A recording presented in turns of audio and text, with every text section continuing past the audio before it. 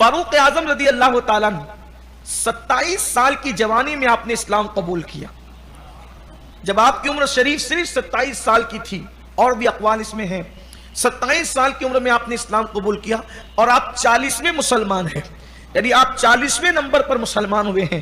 اور جب آپ نے اسلام قبول کیا تو 40 کا عدد پورا ہو گیا، اور جب 40 کا عدد پورا ہوا تو آپ کے اسلام قبول کرنے پر اللہ نے قرآن میں آیت نازل فرمائی کہ اگر ان 40 کے بعد کوئی مسلمان نہ بھی ہو تو تب بھی غلبہ اسلام کے لیے اتنے ہی کافی ہے. کب کا یہ کافی ہے؟ جب حضرت فاروق اعظم اسلام لائے. اور آپ کا اسلام لانا یہ مصطفیٰ جان رحمت صلی اللہ علیہ وآلہ وسلم کی مراد تھی اور تمنا تھی. اللہ کے حبیب علیہ السلام نے مانگا تھا اللہ سے طلب کیا تھا، مانگا تھا.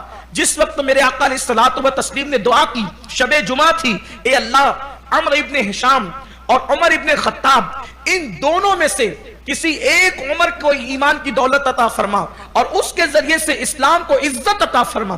اللہ کے رسول علیہ السلام دعا کریں کس کے ذریعے سے عزت ملے اسلام کو؟ یا تو عمرو ابن ہشام کے ذریعے سے یا عمر ابن خطاب کے ذریعے سے.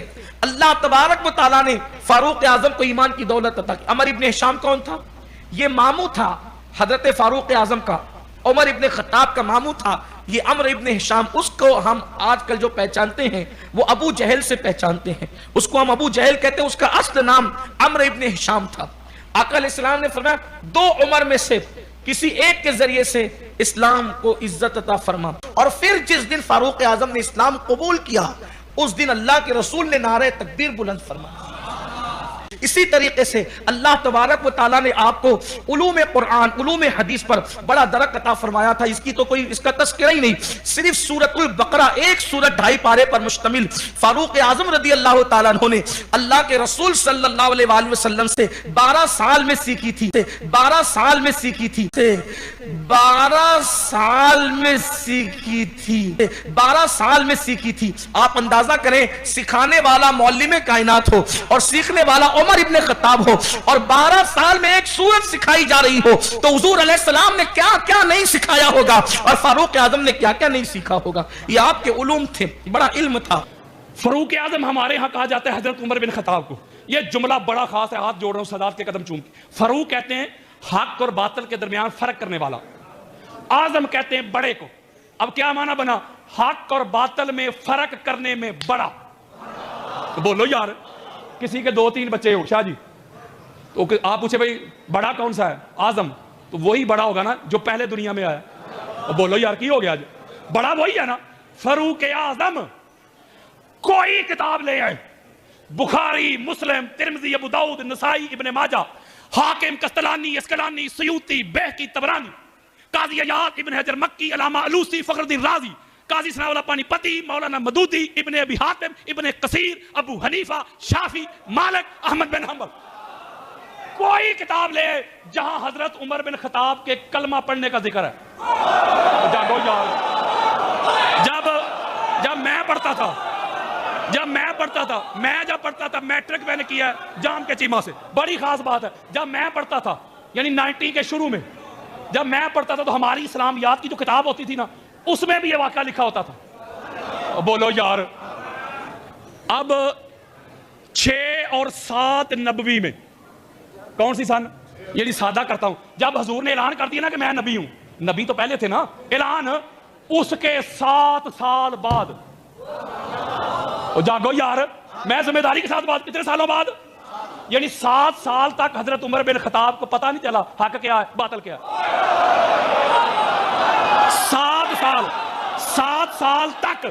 7 سال تک محمد اور دین محمد کی مخالفت کرتے رہے.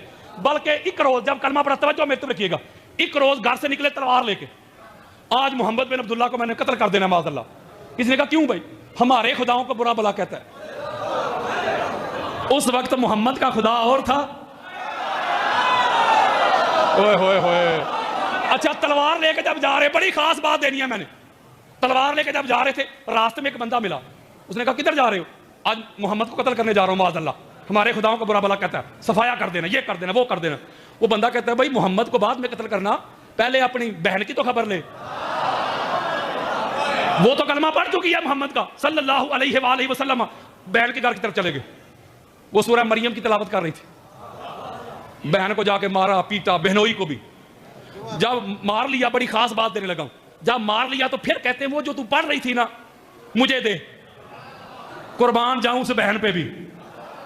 وہ کہتی ہے میں پڑھ رہی تھی قرآن, اور قرآن ہے پاک, اور تو ہے ناپاک, تو لہذا تو ناپاک ہے, تجھے تو نہیں نا پاک قرآن دوں گی. وہ کہتے چلو ٹھیک ہے مجھے نہ دے, خود ہی پڑھ دے, خود ہی پڑھ دے. جب انہوں نے پڑھا, میں ایک جملہ دے رہا ہوں, اثر ہوا, حضور کے پاس پہنچے, کلمہ پڑھ کے مسلمان ہو گئے, ہاتھ جوڑ رہا ہوں. کب؟ اعلان نبوت کے 7 سال بعد. ایک جملہ دینا ہے. مولوی صاحب کہتے ہیں مولا علی علیہ السلام بچوں میں سب سے پہلے ایمان لائے. حالانکہ یہ میرا موضوع نہیں, ورنہ بتاؤں علی تب سے مومن ہے جب سے وہ مومن ہے. میں انبار لگا دوں ادھر میں انبار لگا دوں کتب اہل سنت کے. میں مولوی صاحب کی مانتا ہوں, ہم مولوی صاحب کی مان لیتے ہیں, مولوی صاحب ٹھیک ہو گیا, ہم تیری بات مان. تو کہہ رہا ہے کہ علی بچوں میں ایمان لائے. ایک روایت میں 7 سال عمر, تو کی ہو گیا یار 10 سال. مولوی صاحب کی مان لیتے ہیں, مولا علی علیہ السلام بچوں میں سب سے پہلے ایمان لائے, یعنی 7 سال عمر. اور حضرت عمر بن خطاب نے جب کلمہ پڑھا وہ 40+ یار. اب مولا علی علیہ السلام کو 7 سال کی عمر میں پتہ چل گیا کہ اسلام حق ہے. حضرت عمر بن خطاب کو 40 سالوں کے بعد پتہ چلا اسلام حق ہے. مولوی عدل کر یار, انصاف کر یار, ڈنڈی نہ مار.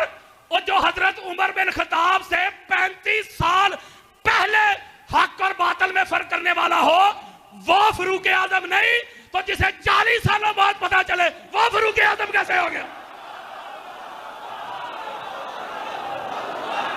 بلکہ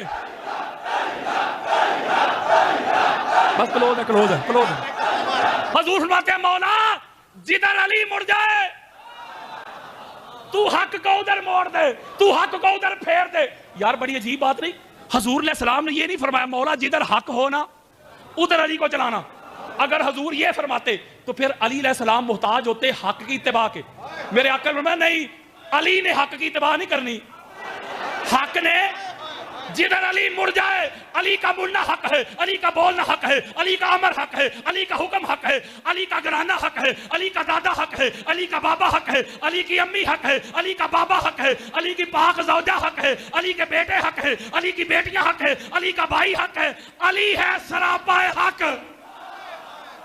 میرے آقا نے فرمایا عمار جدھر علی کھڑا ہو, علی کے ساتھ کھڑا ہونا, سارا زمانہ بھی علی کو چھوڑ کے چل پڑے.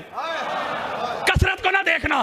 مولوی صاحب کہتے ہیں کثرت حق کی دلیل ہے, ہم زیادہ ہیں لہذا ہم حق پر ہیں. اگر کثرت حق کی دلیل ہوتی مولوی جی, کثرت تو فرعون کے پاس تھی,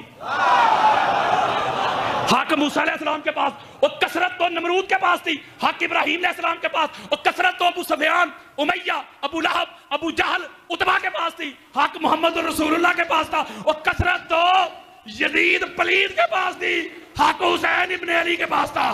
پتا چلا وہ ایک کثرت حق کی دلیل نہیں, مولوی نہ وڈے جنازے حق دی دلیل نے. حق کی ایک دلیل ہے, جدھر علی ہو وہ حق ہے, جو علی کے سامنے ہو وہ باطل ہے.